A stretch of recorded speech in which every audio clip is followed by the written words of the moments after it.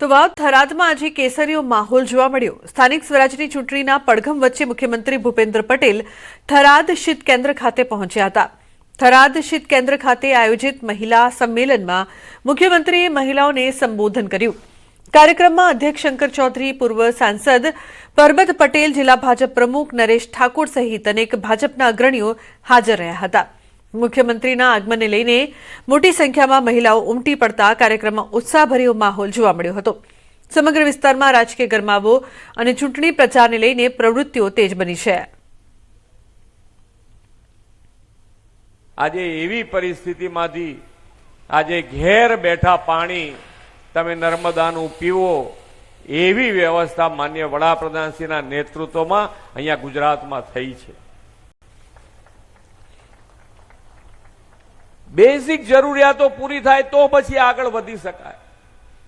Basic જરૂરિયાતની તકલીફ હતી, પહેલા પાણી નહીં, લાઇટ નહીં, રોડ રસ્તા નહીં, આગળ કેવી રીતે વધવું, સેવા કરવી તો કેવી રીતે કરવી। સૌનો સાથ, સૌનો વિકાસ, સૌનો વિશ્વાસ અને સૌનો પ્રયાસ, આ જ કાર્યમંત્રથી આપણે બધાએ આગળ વધવાનું છે અને વોટિંગ જ એટલું 100% બધાએ વોટ કરવો જોઈએ। તો લોકસભામાં મહિલા અનામત સીમાંકન બિલ પાસ ન થવા મુદ્દે સાંસદ ધવલ પટેલની ન્યૂઝ 18 સાથે વાતચીત। કોંગ્રેસ પર પ્રહાર કરતા કહ્યું કે બિલ પાસ ન થતા દેશભરમાં કોંગ્રેસ ખુલ્લી પડી ગઈ છે। દેશભરની મહિલાઓ જાણી ગઈ છે કે કોંગ્રેસ મહિલા વિરોધી છે। જ્યારે મહિલાને સપોર્ટ કરવાનો સમય હતો લોકસભામાં ત્યારે ભાગી ગયા અને બિલ વિરોધમાં મત આપ્યા। પૂરી રીતે એક્સપોઝ થઈ ગઈ છે।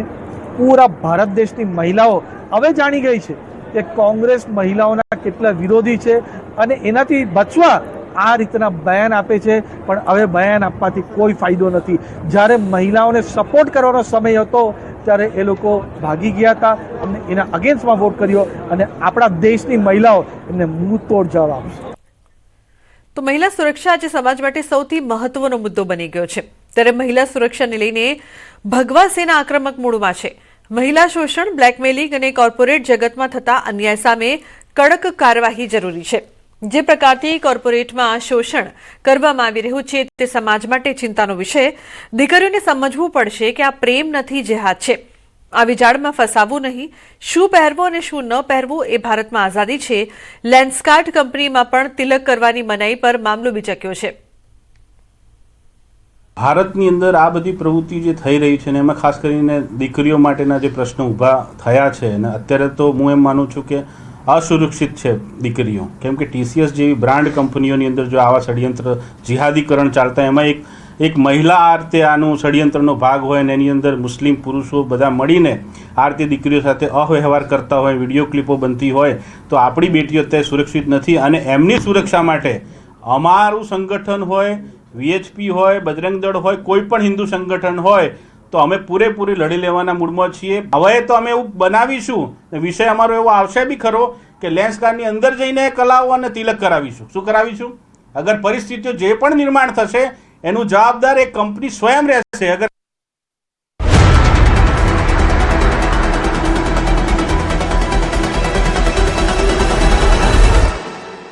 આ તરફ સુરતના વોર્ડ નંબર 28માં ભાજપનો વિરોધ। સુરત મનપાની ચૂંટણીને લઈને બરાબરનો માહોલ ગરમાયો છે। આ વખતે જનતા ભાજપને બરાબરનો સબક શીખડાવવાના મૂડમાં છે। ત્યારે સુરતના ઉધના વિસ્તારમાં નેતાઓને જનતાના રોષનો ભોગ બનવો પડ્યો। વોર્ડ નંબર 28માં પ્રચાર માટે નીકળેલા ઉમેદવારોને સ્થાનિકોએ અટકાવ્યા અને તંત્રની નિષ્ફળતા સામે આકરા પ્રહાર કર્યા। જ્યારે ભાજપના ઉમેદવારો અને કાર્યકર્તાઓ મત માંગવા પહોંચ્યા ત્યારે સ્થાનિક રહીશોનો પિત્તો ગયો। વિસ્તારમાં વર્ષોથી રસ્તા ઉપર પાણી ભરાવાની ગંભીર સમસ્યા મુદ્દે નેતાઓને ઘેર્યા। વાત માત્ર વિરોધ સુધી સીમિત ન રહી। પ્રચાર દરમિયાન ભાજપના કાર્યકર્તાઓ અને સ્થાનિક લોકો સામસામે આવી ગયા। બંને પક્ષો વચ્ચે ઉગ્ર દલીલ અને તીખી બોલાચાલી થતા વાતાવરણ તંગ બની ગયું। લોકોએ સવાલ કર્યો કે જ્યારે કામ કરવું હતું ત્યારે ક્યાં હતા, હવે વોટ લેવા કેમ આવ્યા। ઘટનાને પગલે વિસ્તારમાં ભારે અફરાતફરી મચી ગઈ। તો આજે આને મારી પોરીનું નહીં રાખ્યું, આજે મારા પોરાને અને મારી પોરીને રોડાવી એટલે કેવા હું માંગે બીજી તરફ સુરત શહેરના વોર્ડ નંબર 18માં રાજકીય ભૂકંપ આવ્યો. કોંગ્રેસના ઉમેદવાર સંજય રામાધર રામનંદીએ છેલ્લી ઘડીએ ફોર્મ પાછું ખેંચી લેતા પક્ષ અને સાથી ઉમેદવારો સાથે મોટો દગો થયો છે. આ ઘટનામાં સૌથી વધુ આઘાત મહિલા ઉમેદવાર પ્રકૃતિ નરેશ રાઠોડને લાગી છે. પોતાની દીકરીને ચોધાર આંસુએ રડતી જોઈને તેમની માતાનો સંયમ તૂટી ગયો. તેમણે જાહેરમાં આક્રોશ ઠાલવતા સંજય રામનંદી પર પૈસા માટે વેચાઈ જવાનો અને એક મધ્યમ વર્ગીય દીકરીની મહેનત પર પાણી ફેરવવાનો આરોપ લગાવ્યો હતો. બોલે મારી પોરી જો જીતે કે જો નહીં જીતે પણ મારી પોરી પૈસા વડોદરા કોંગ્રેસે લોકશાહીની હત્યાના આક્ષેપ સાથે કર્યા ધરણા.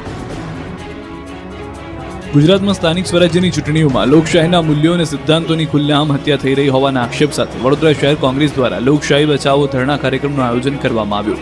મહાત્મા ગાંધી નગર ગૃહ ખાતે ગાંધીજીની પ્રતિમા પાસે ધરણા પર બેઠા, જેમાં એઆઈસીસી સેક્રેટરી મધ્ય ગુજરાતના પ્રભારી રામકિશન ઓઝા અને વડોદરાના પ્રભારી બિમલ શાહ ઉપસ્થિત રહ્યા. આ ઉપરાંત મોટી સંખ્યામાં કોંગ્રેસના નેતાઓ અને કાર્યકરો હાજર રહ્યા. ભાજપના નેતાઓ શરમ કરો, હિટલર શાહી નહીં ચલેગી, લોકશાહી બચાવો, વડોદરા બચાવોના નારા લગાવવામાં આવ્યા. પ્રભારી બિમલ શાહે પોલીસ અને સરકારી તંત્રનો ઉપયોગ કરીને ઉમેદવારના ફોર્મ પરત ખેંચાવ્યાનો આક્ષેપ કર્યો. વડોદરા શહેર કોંગ્રેસ પ્રમુખ ઋત્વિક જોશીએ આક્ષેપ કર્યો કે સામ દામ દંડ ભેદની નીતિ અપનાવી બિનહરીફ ચૂંટણી જીતવાનો કારસો ઘડવામાં આવ્યો. લાઠીના ચાવડ બેઠક પર શરૂ થયું પોસ્ટર વોર. કોંગ્રેસ અને ભાજપના નેતાઓના સામસામે આક્ષેપો. અમરેલીના લાઠી તાલુકા પંચાયતની ચાવડ બેઠક હાલ ચર્ચાનો વિષય બની છે. આ બેઠક પર દાદી સાસુ અને વહુ સામસામે ચૂંટણી જંગમાં ઉતર્યા છે. ભાજપના ઉમેદવાર તરીકે લોક સાહિત્યકાર માયાભાઈ આહિરની દીકરી અને અમરેલી જિલ્લા ભાજપના આગેવાન જીતુભાઈ ડેરના પુત્રવધુ સોનલબેન ડેર છે, તો બીજી તરફ કોંગ્રેસના ઉમેદવાર તરીકે તેમના જ કૌટુંબિક દાદી સાસુ શાંતુબેન ડેર છે. એક જ પરિવારની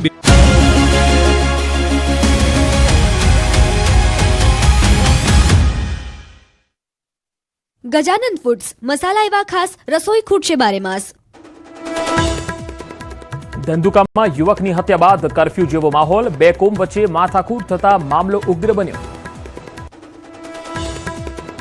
રાજ્યમાં 3 દિવસ કમોસમી વરસાદની આગાહી, કાલે ભાવનગર, અમરેલી, મહીસાગરમાં પડી શકે વરસાદ. વાવ થરાદમાં કોંગ્રેસ આગેવાન ઠાકરસિંહ રબારીનું નિવેદન, કહ્યું ભાજપમાં તાકાત હોય તો આવી જાઓ મોરે મોરું.